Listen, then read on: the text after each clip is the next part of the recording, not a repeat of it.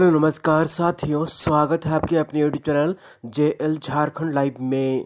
दोस्तों, हम लोग यहाँ पर आज से जेपीएससी पीटी की क्लासेस खास करके शुरू कर रहे हैं और ये सिर्फ पीटी के लिए ही नहीं, आपके पीटी और मेंस दोनों के लिए ही काफ़ी आपको मदद यहाँ से मिलने वाला है, जो भी हम लोग यहाँ पर मटेरियल प्रोवाइड कर रहे हैं आपको। तो हम लोग यहाँ पर आज से रेगुलर जो है वो जेपीएससी की झारखंड जीके की क्लासेस यहाँ पर देखेंगे और पूरी डिटेल्स में देखेंगे, एक्सप्लेनेशन के साथ यहाँ पर देखेंगे। ये नहीं कि सिर्फ शॉर्ट में देख लिए, हम लोग पूरी डिटेल्स में यहाँ पर जो है वो देखने वाले हैं, समझने वाले हैं झारखंड जीके को। तो हम लोग यहाँ पर सिलेबस वाइज कवर करेंगे धीरे धीरे करके। शुरू में हम लोग यहाँ पर झारखंड का इतिहास जानेंगे, उसमें प्राचीन इतिहास आएगा, मध्यकालीन इतिहास आएगा, उत्तर मुगल कालीन इतिहास आएगा, आधुनिक काल आएगा, जनजातीय शासन व्यवस्था है। तो ये सारी करके हम लोग एक एक करके डिटेल्स हम लोग यहाँ पर जानेंगे। और मैं किस बुक से पढ़ा रहा हूँ वो भी मैं आपको बताऊंगा, पहले आप पढ़ कर देख लीजिए। अगर आपको अच्छी लगेगी तो मैं इस बुक के बारे में आपको बताऊंगा ज़रूर, ठीक है। तो हम लोग यहाँ पर आज से क्लासेस शुरू कर रहे हैं और चलिए हम लोग यहाँ पर जो है झारखंड का इतिहास में सबसे पहला चैप्टर जो है वो प्राचीन इतिहास है। तो हम लोग यहाँ पर आज प्राचीन इतिहास से क्लासेस जो है वो शुरू कर रहे हैं। पहला चैप्टर हमारा यही है, प्राचीन इतिहास। तो चलिए हम लोग यहाँ पर पढ़ते हैं इस प्राचीन इतिहास में झारखंड की इतिहास क्या रही है, झारखंड के निर्माण से संबंधित क्या इतिहास रही है, सर्वप्रथम इतिहास क्या रहा है, वो हम लोग यहाँ पर देखते हैं। तो पहला चैप्टर है प्राचीन इतिहास। तो प्रागैतिहासिक काल में छोटा नागपुर घनघोर जंगलों से आच्छादित था। छोटा नागपुर जो है वो काफ़ी घने जंगलों से घिरा हुआ है, परंतु यह क्षेत्र बाहर से अलग नहीं था। भौगोलिक स्थिति से इस क्षेत्र को काफ़ी लाभ मिला है। कैमूर और विंध्य की श्रेणियों ने उत्तर से होने वाले आक्रमणों से अभयदान दिया। वास्तव में गुप्त वंश के शासकों और शशांक को छोड़कर प्राचीन भारत के किसी राजवंश ने इस क्षेत्र में अधिक समय तक राज्य नहीं किया है। तो जो गुप्त वंश के शासक थे और शशांक को छोड़कर प्राचीन भारत के किसी भी राजवंश ने इस क्षेत्र में अधिक समय तक राज्य नहीं किया है। किस क्षेत्र में? तो छोटा नागपुर क्षेत्र में, ठीक है।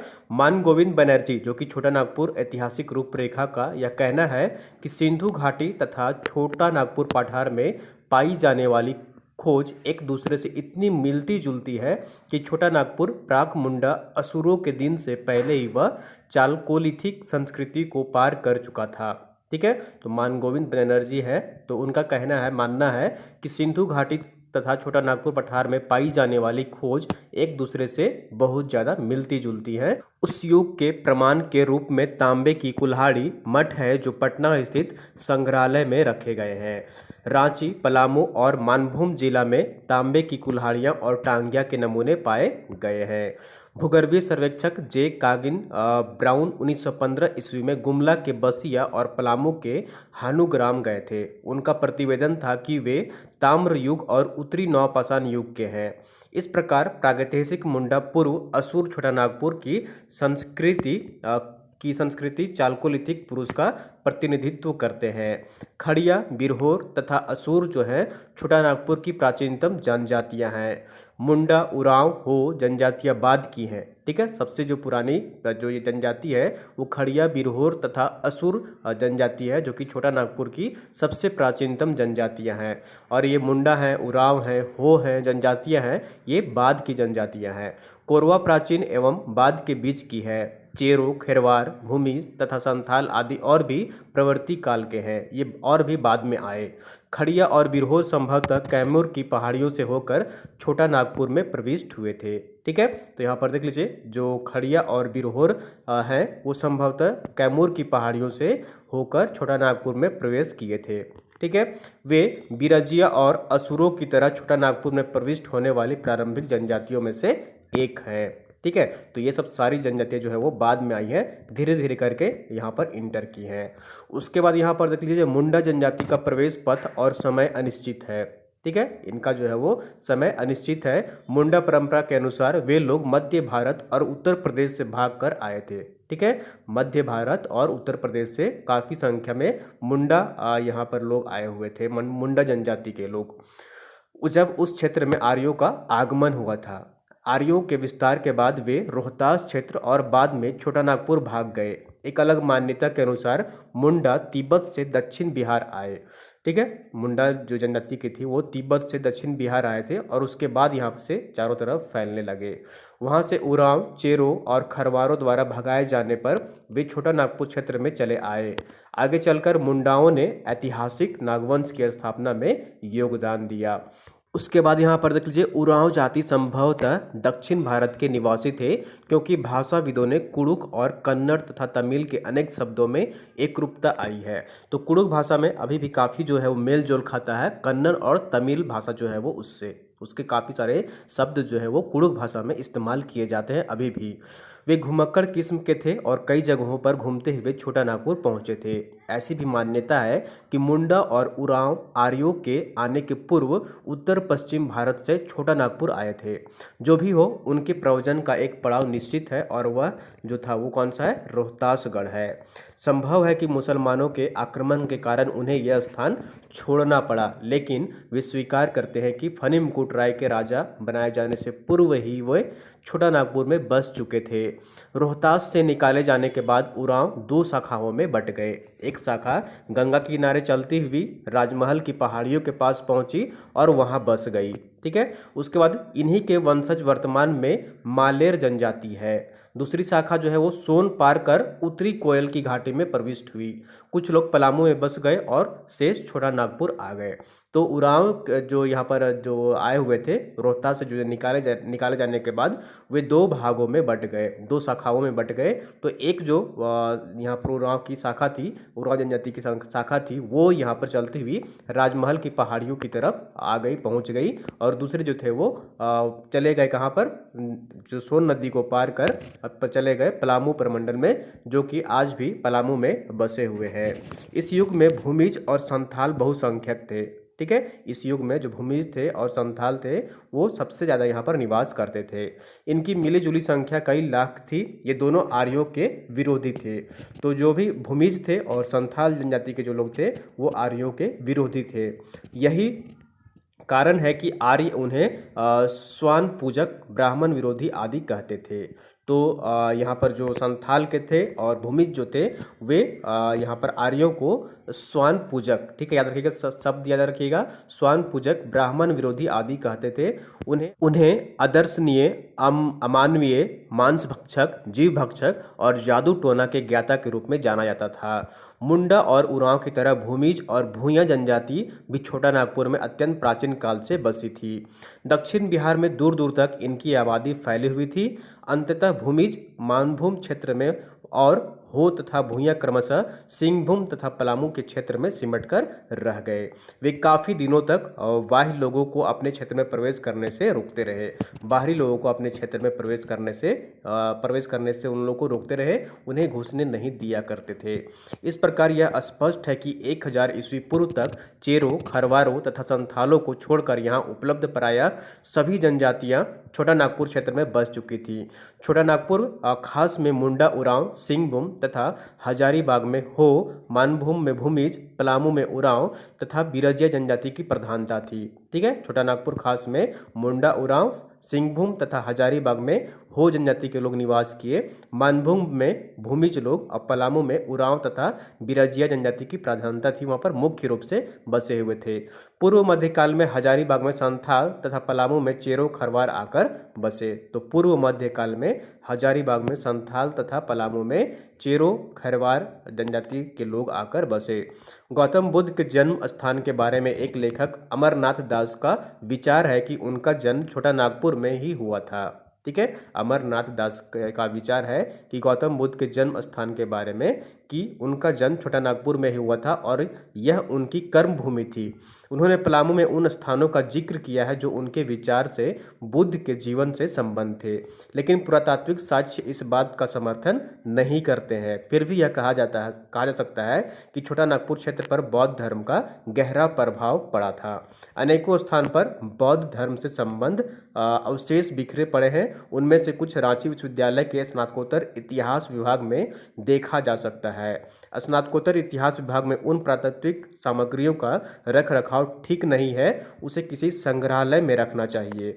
ठीक है। झारखंड के कई क्षेत्रों में बौद्ध धर्म के अवशेष पाए जाते हैं, आज भी ये पाए जा रहे हैं। ऐसा बात नहीं है कि इसे पाए गए हैं, अभी भी वर्तमान में भी जो है बौद्ध धर्म के और पाषाण काल के भी चीज़ें जो है वो यहाँ पर मिल रही हैं। धनबाद के दालमी और बुद्धपुर में अनेक बौद्ध स्मारक बनाए हुए हैं। दालमी स्वर्ण रेखा नदी के उत्तरी तट पर स्थित है और यहाँ पर देख लीजिए यह स्थान दियापुर दालसी के नाम से जाना जाता है। टी ब्लास के अनुसार उपरोक्त स्थान के 5-7 किलोमीटर क्षेत्र में बौद्ध अवशेष मिले थे। बेगलर ने उन अवशेषों को 10वीं सदी का बताया है। पुरुलिया जो कि पश्चिम बंगाल में पड़ता है, के इर्द गिर्द भी अनेक बौद्ध खंडहर देखे गए थे। और यहाँ पर देख लीजिए यहाँ पर पाक बीरा और 12 मरिया गांवों के बीच लाथो टोंगरी नामक पहाड़ी है जहाँ बेगलर ने कुछ अवशेष पाया था। तो ये बौद्ध धर्म के काफ़ी सारे अवशेष है और ये दर्शाता है कि यहाँ पर काफ़ी लगाव रहा था बौद्ध धर्म का झारखंड से। पुरुलिया से 6 किलोमीटर दक्षिण कर्रा ग्राम है, वहाँ से 3 किलोमीटर उत्तर पश्चिम घोलमारा नामक स्थान में एक ऊंची जगह पर एक बाग में ए शास्त्री ने कुछ खंडहर देखा था। उसी प्रकार हजारीबाग जिला में बरही के निकट सूर्यकुंड ग्राम में 4 गर्म झरने हैं। वहाँ 1918 में एक एम होलो ने कई आकृतियों को देखा था जिसमें एक पत्थर पर बुद्ध की भी आकृति थी। ये वर्तमान में आप जाकर देख सकते हैं, ये अभी भी है। ठीक है। रांची जिला के खूंटी नगर से 3 किलोमीटर दक्षिण पश्चिम में बेलवादाग ग्राम है जहां एक टीलहा बौद्ध विहार का अवशेष की तरह दिखता है। टीलहा के 2 मीटर अंदर में ईंट की नींव है जिसमें 17 बाई 10 बाई 3 ईंट का प्रयोग किया गया है। ठीक है। लंबाई चौड़ाई और ऊंचाई इतनी ईंट का प्रयोग किया गया है जो सांची स्तूप के ईंट 16-10 बाई 3 से मिलता जुलता है। इसी प्रकार अनेक स्थानों पर बुद्ध की मूर्तियां मिली हैं। रांची के जोन्हा जलप्रपात, गुमला जिला के बानो रेलवे स्टेशन से 5 किलोमीटर दूर कुटगाम ग्राम में, जमशेदपुर के निकट पतंबा ग्राम के भूला नामक स्थान पर, धनबाद के ईचागढ़ आदि स्थानों पर भी प्रतिमाएं मिली हैं। मौर्य काल में चंद्रगुप्त मौर्य इस क्षेत्र से परिचित था क्योंकि शिलालेख संख्या 13 में 8वीं तथा 8वां के नाम से उल्लेख किया है। ठीक है। 8वीं के नाम से जाना जाता है। D.R. भंडारकर ने 8वीं प्रदेश की पहचान करते हुए लिखा है कि 8वीं प्रदेश बघेलखंड से उड़ीसा के समुद्र तट तक फैला हुआ था। ठीक है। मौर्य काल में चंद्रगुप्त मौर्य इस क्षेत्र से परिचित था। ठीक है। इसमें क्योंकि शिलालेख संख्या 13 में यहाँ पर जिक्र किया गया है 8वीं का। तो उसका यहाँ पर देखिए निश्चित रूप से छोटा नागपुर इस क्षेत्र के अंदर पड़ता है और छोटा नागपुर पर एक अन्य उल्लेख अशोक के अभिलेख संख्या 2 में भी मिलता है। इससे यह कहा गया है कि उड़ीसा अभी की सीमावर्ती जो है वो अभिजित जनजातियों को धर्म का आचरण करना चाहिए जिससे वे लोक तथा परलोक की प्राप्ति कर सके। चर्चित जनजातियों संभवतः छोटा नागपुर की थी। तो अशोक ने भी यहाँ पर जो है वो चर्चा की है, उनके शिलालेख में चर्चा किया गया है। कलिंग के राजा खारवेल ने छोटा नागपुर होकर राजगीर और पाटलिपुत्र पर आक्रमण किया। समुद्रगुप्त भी पूर्व दक्षिण राज्यों पर आक्रमण करते समय छोटा नागपुर होकर गया। चीनी यात्री इत्सिंग ने संभवतः नालंदा और बौद्ध गया जाने के क्रम में इस क्षेत्र के ऊंचे पठारों की यात्रा की थी। ठीक है। चीनी यात्री ह्वेनसांग ने संथाल परगना के राजमहल क्षेत्र का वर्णन किया है जो उस समय शशांक के अधिकार क्षेत्र में था। शशांक बौद्ध विरोधी था तथा शिव का उपासक था। शशांक जो था मौर्य काल का, ठीक है, तो वो जो थे यहाँ पर देख लीजिए वो बौद्ध विरोधी थे। ठीक है। और शिव के उपासक थे, शिव भगवान की वे उपासक थे। उसके बाद झारखंड क्षेत्र में समुद्रगुप्त के प्रवेश के पश्चात बौद्ध धर्म का प्रभाव शुरू हुआ। जब कट्टर शैव शशांक का बंगाल, बिहार और उड़ीसा पर प्रभुत्व हो गया, उसने बौद्धों को उत्पीड़न करना शुरू कर दिया। ह्वेनसांग के वर्णन से पता चलता है कि शशांक का साम्राज्य बंगाल के मिदनापुर से छत्तीसगढ़ के सरगुजा तक फैला हुआ था। इसके अंतर्गत समस्त आच्छादित प्रदेश शामिल थे। कनिंघम ने बड़ा बाजार तथा हैविट ने दुलसी को उसकी राजधानी बताया है। कालांतर में छोटा नागपुर के सभी बौद्ध स्थलों को नष्ट कर दिया गया है। बंगाल के पाल शासकों के समय वज्रयान बौद्ध छोटा नागपुर क्षेत्र में भी फलते फूलते रहे हैं। कहा जाता है कि इसी काल में हजारीबाग जिले के रामगढ़ अनुमंडल के अंतर्गत छिन्नमस्तिका शक्तिपीठ की स्थापना हुई। इस प्रकार शशांक के प्रयासों से झारखंड क्षेत्र में बौद्ध धर्म का सफाया और उसके स्थान पर हिंदू धर्म की प्रधानता हो गई। 10वीं शताब्दी तक हिंदू धर्म का पूर्ण प्रभुत्व स्थापित हो गया। फलतः इस क्षेत्र के अनेक स्थानों पर हिंदू देवी देवताओं के मंदिर बनाए गए। बौद्ध धर्म के साथ साथ जैन धर्म का भी व्यापक प्रचार प्रसार हुआ। जैनियों के जो 23वें यहाँ पर तीर्थंकर थे, ठीक है, तीर्थंकर पार्श्वनाथ का निर्माण गिरिडीह जिला की पार्श्वनाथ पहाड़ी पर 8वीं शताब्दी ईस्वी पूर्व में हुआ था। डेविड मक्टासियन ने लिखा है कि समृद्ध जैन मंदिर और मूर्तियाँ पाकवीरा, तुईसामा, देवली, पवनपुर, पलमा, चर्रा, गोलमारा आदि स्थानों पर थे। ठीक है, तो यहाँ पर उनका कहना है कि मूर्तियाँ जो थी वो इन सारे इलाकों में थी, इन सारे क्षेत्रों में थी। बी वीरोत्तम का विचार है कि छोटा नागपुर क्षेत्र में मानभूम जैन सभ्यता और संस्कृति का केंद्र था। दामोदर और कसाई नदियों की घाटी में जैन अवशेष बिखरे पड़े हैं। इस प्रकार छोटा नागपुर स्थित पार्श्वनाथ की पहाड़ी जैनियों की प्रमुख पूजा स्थली थी।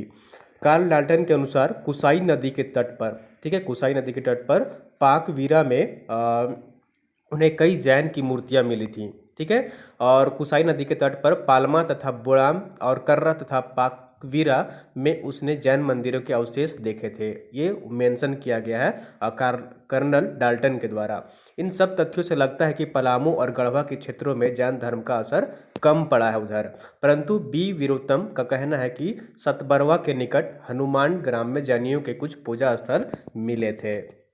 ठीक है, पलामू गढ़वा में कम हुआ, लेकिन सतबरवा जो कि पलामू में ही पड़ता है, तो वहाँ पर आप जो है वो कुछ जैनियों के पूजा स्थल प्राप्त हुए थे।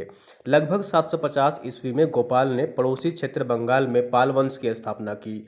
उसने एक शक्तिशाली राज्य की स्थापना की। वह बौद्ध धर्मावलंबी था और उसी ने नालंदा में बौद्ध विहार का निर्माण कराया था। पाल वंशी राजाओं के समकालीन छोटा नागपुर में शासक मोहन राय, गजधान राय, चंदन राय और आनंद राय थे। ऐसी संभावना है कि वे सभी राजा पालवंशी शासकों के अधीन थे। ठीक है, नागवंशी राजा भीमकर्ण के सुरगुजा के रक्षेल राजा के साथ भीषण युद्ध करना पड़ा। इसमें बस्तर के राजाओं ने नागवंशियों की मदद की और इसी वजह से रक्षालों के बरते तक खदेड़ दिया गया।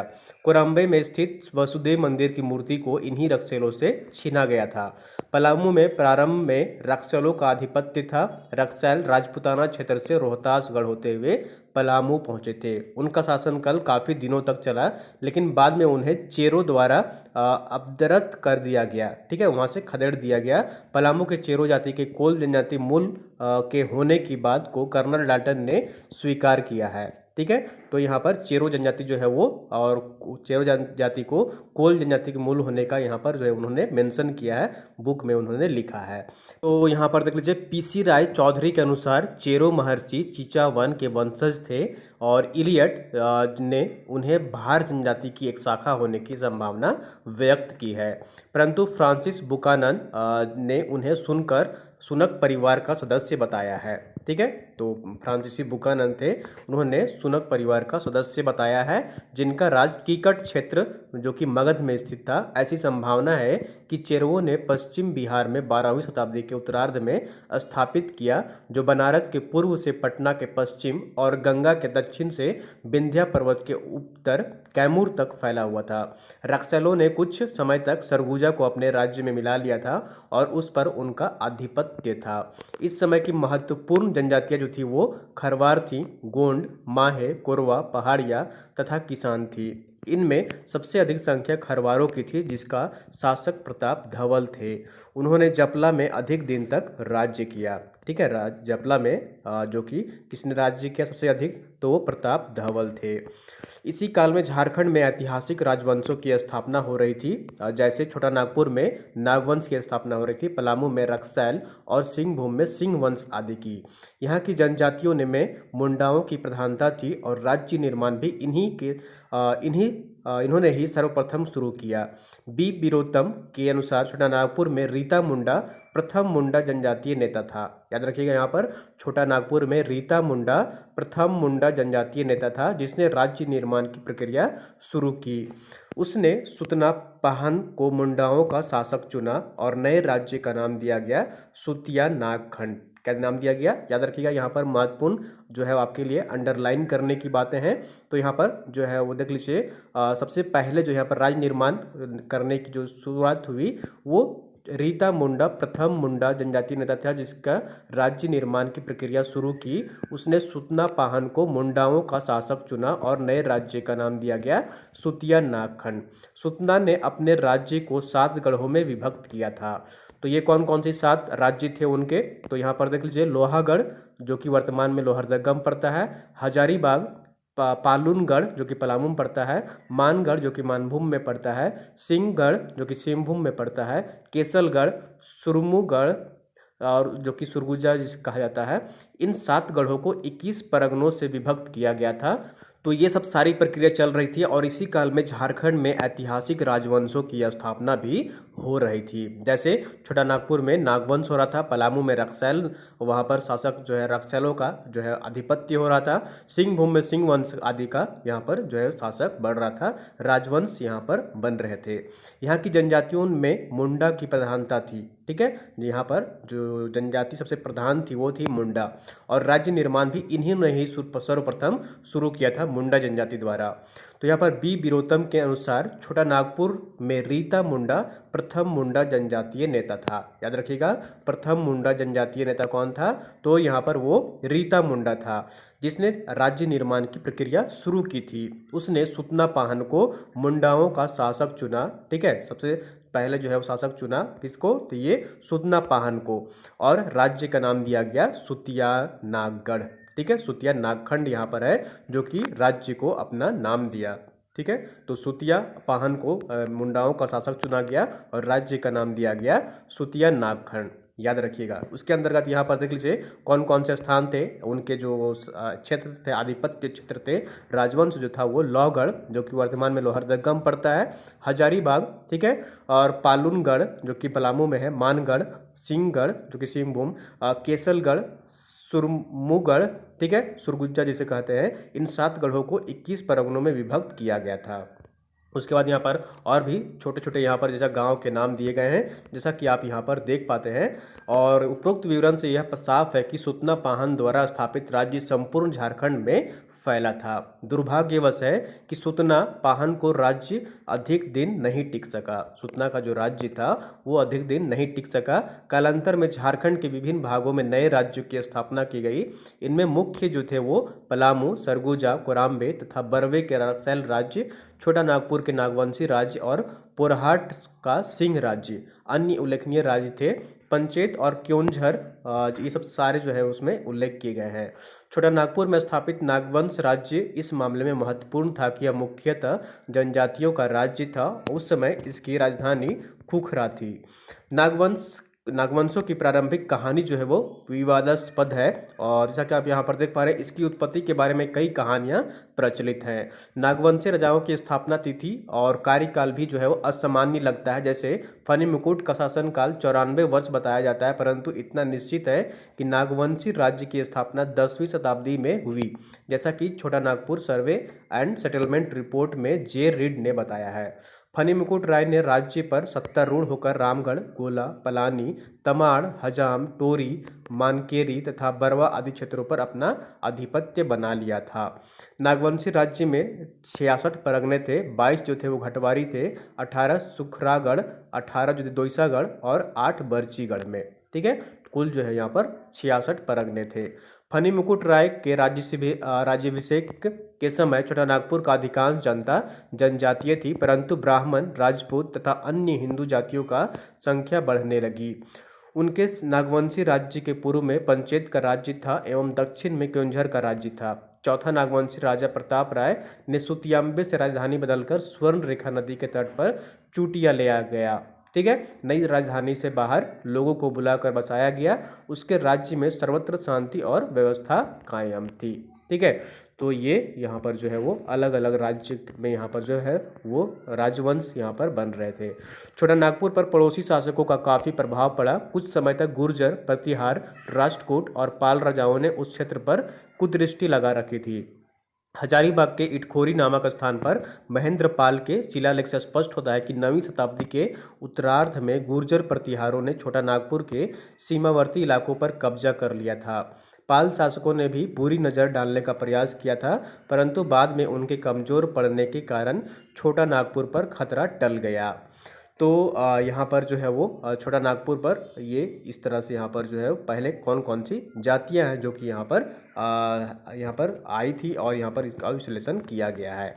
नागवंशी राजा भीमकर्ण को भी सरगुजा के राज के साथ युद्ध करना पड़ा था। आगे हम लोग सारे डिटेल्स में देखेंगे। यहाँ पर जो है वो हम लोग प्राचीन इतिहास में देख रहे हैं, तो हम लोग और भी डिटेल्स में सारी जो है व्यवस्था को पढ़ेंगे आगे चलने आने वाले दिनों में। ठीक है। सरगुजा राजा ने 12,000 घुड़सवारों और एक बड़ी पैदल सेना के साथ नागवंशी राजा पर आक्रमण कर दिया था, लेकिन भीमकर्ण ने राजधानी में परिवर्तन किया और उसे चुटिया से खुखरा ले गया। ठीक है। ये सब हम लोग पढ़ेंगे आगे डिटेल्स में। ठीक है। जब वंश की हम लोग पढ़ेंगे डिटेल्स में, वहाँ पर जो है वो डेट और समय भी, तिथि, यहाँ पर वर्ष जो है वो आपको याद रखने हैं। बंगाल पर मुस्लिम आक्रमणों का रास्ता छोटा नागपुर ही था, इसलिए ऐसी आशंका थी कि इस पर भी चढ़ाई का खतरा है। प्राचीन काल के अंत होते तक छोटा नागपुर बाह्य हमलों से बच तो गया था, लेकिन तत्कालीन घटनाओं से अछूता नहीं रह पाया। बाहरी आक्रमण की आशंका से राजधानी का परिवर्तन करा दिया गया। उस समय तक छोटा नागपुर में नागवंशी राज्य की स्थापना हो चुकी थी। निकटवर्ती हजारीबाग और मानभूम में मान राजाओं का शासन था। मान राजाओं का आतंक और अत्याचार ही संभवतः भूमिज आंदोलन का एक प्रमुख कारण बना था। हम लोग अलग अलग आंदोलन भी आगे आने वाले दिनों में पढ़ेंगे। हम लोग यहाँ पर एक अभी जो है समरी देख रहे हैं प्राचीन इतिहास में झारखंड के परिप्रेक्ष्य में। पूर्व मध्य काल में रामगढ़, कुंडा, केंदी और खड़गडीहा उस समय के उन छोटे राज्यों में शामिल थे, लेकिन अभी वे वर्तमान हजारीबाग के अंग है। 1368 ईस्वी के लगभग बागदेव सिंह और उनके भाई सिंह देव सिंह का नागवंशी राजा से मतभेद हो गया। दोनों भाइयों ने धीरे धीरे 21 परगनों पर कब्जा कर लिया। उन लोगों ने सीसिया को पहली राजधानी बनाया, बाद में राजधानी बदलकर उर्दा, फिर बादाम और अंत में रामगढ़ कर दिया। ठीक है। उसके बाद यहाँ पर देख लीजिए, यहाँ पर लंबे समय तक पलामू के दक्षिण पूर्व मार्ग पर रक्सलों का आधिपत्य, परंतु बाद में वे चेरो समुदाय द्वारा अधपस्त कर दिए गए। ठीक है। चेरो का यहाँ पर फिर शासन हो गया। इस समय पलामू जो है क्षेत्र की प्रमुख जनजातियाँ खरवार, गोंड, मही, कोरवा, पहाड़िया और किसान थी। इनमें खरवारों की संख्या अत्यधिक थी। खरवारों का सरगुजा से लगे पहाड़ियों पर एकाधिकार था, लेकिन पलामू के शेष भागों पर रक्सैल की प्रधानता थी, जो संभवतः राजपुताना से पहुंचे थे। पूर्व मध्यकाल के प्रारंभ तक मानभूम क्षेत्र में यहाँ पर देख लीजिए मान राजाओं की शक्ति का ह्रास होने लगा था। मान राज्य छोटे छोटे टुकड़ों जैसे पाटकुड़ी, नवागढ़, कतरास, झरिया तथा टुंडी में बट गए। मानभूम क्षेत्र में पंचायत राज्य सबसे शक्तिशाली था। इस राज्य की उत्पत्ति और स्थापना के संबंध में अनुश्रुति प्रचलित है। सिंहभूम को पोरहाट के सिंह राजाओं की भूमि के नाम से जाना जाता है। सिंह वंश उत्तराधिकारियों का दावा है कि सिंहभूम में हो जाति के प्रवेश से ही यहाँ पर पूर्व ही वे अपना राज्य स्थापित कर चुके थे, लेकिन हो जनजाति के सदस्य इस दावे का खंडन करते हुए प्रतिवाद करते हैं कि सिंहभूम का नामकरण उनके कुल देवता सिंह बोंगा के नाम पर हुआ है। बी विरोतम हो जनजाति के दावे को सही माना है, क्योंकि छोटा नागपुर क्षेत्र के अधिकांश पर्वत पहाड़ों एवं अन्य स्थानों का नामकरण देवी देवताओं के नाम पर होता रहा है। इस आधार पर उनका मत है कि सिंह राजवंश के पूर्व हो जाति उस क्षेत्र में आ चुके थे। उपलब्ध तथ्यों के आधार पर माना गया है कि सिंह राजवंश राठौर राजपूत थे, जो पश्चिम भारत से आए थे और 8वीं शताब्दी में इस क्षेत्र पर आधिपत्य जमा लिया। सिंह वंश की पहली शाखा के संस्थापक काशीनाथ सिंह थे, परंतु पहली शाखा के बारे में ज़्यादा जानकारी उपलब्ध नहीं है। उनका शासन 13वीं शताब्दी तक चलता रहा। ओमैली के अनुसार इस राजवंश ने 52 पीढ़ियों तक राज्य किया। ठीक है, 52 पीढ़ियों तक राज्य किया। और कुछ इतिहासकार इस 52 पीढ़ी को 25 वर्ष के औसत के हिसाब से 1300 वर्षों का शासनकाल मानते हैं। उसके बाद यहाँ पर देख लीजिए सिंहभूम राज्य की दूसरी शाखा का सत्ताभिषेक 1205 ईस्वी के करीब हुआ था। इस शाखा के जो संस्थापक थे वे देवनारायण सिंह था। ठीक है, उसकी मृत्यु के पश्चात युधिष्ठिर शासक था और 1262 से लेकर 1271 तक राज्य वहाँ पर करता रहा। उसका उत्तराधिकारी जो था वो कौन था? काशीराम सिंह था, जिसके समय में नई राजधानी पोरहाट में थी। ठीक है, सब सिंहभूम की बात हो रही है। इस राज्यवंश का चौथा शासक जो था वो अच्युत सिंह और पांचवा काशीराम सिंह था। 13वें राजा जगन्नाथ अत्याचारी और निरंकुश था, जिसके कारण भूंइया लोगों ने विद्रोह कर दिया था। पश्चिम सिंहभूम के ढालभूम क्षेत्र में राजाओं का भी शासन रहा था। ठीक है, उसका यहाँ पर इसके लिए 13वीं शताब्दी छोटा नागपुर क्षेत्र के लिए महत्वपूर्ण था। 1206 ईस्वी में बख्तियार खिलजी ने झारखंड होकर नदिया पर आक्रमण किया। ठीक है, इल्तुतमिश और बलवन के शासनकाल में भी कुछ विशेष प्रभाव नहीं पड़ा, क्योंकि उस समय के नागवंशी राजा हरिकर्ण प्रभावशाली और शक्तिशाली थे।